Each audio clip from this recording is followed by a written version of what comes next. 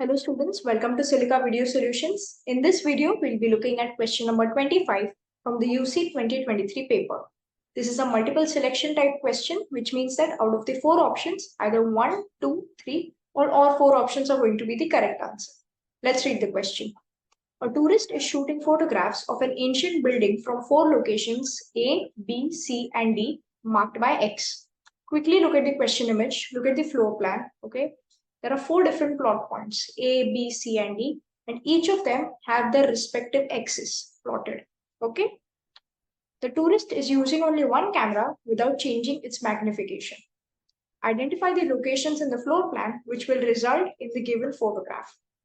Now, all we have to do is take each plot point from the floor plan and try to match it with the photograph that is being given in the question image. So if you look at plot point A, so X is placed behind these four columns, okay? So ideally there should be four columns here in front of it. Okay, now we can obviously not see those columns, but it is assumed. And there will be 1, 2, 3, 4, and 5 columns in front of it. So let's just count 1, 2, 3, 4, and 5. So yes, there are 5 columns in front of it.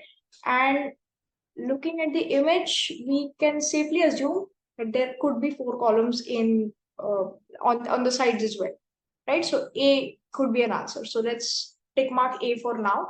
And let's look at B. Okay. If you look at B, on its left hand side, there are not going to be any columns, right? There are no columns over here. But if you look at the photograph, there are columns on the left hand side. So B could not be an answer. If you look at C, C has 1, 2, 3, and 4 columns in the front. But we counted previously, there are 5 columns in the front. So C can also not be an answer. Let's look at D. This is a multiple selection type question. So we have to tally all the options and then choose our correct answers, right? Let's look at D.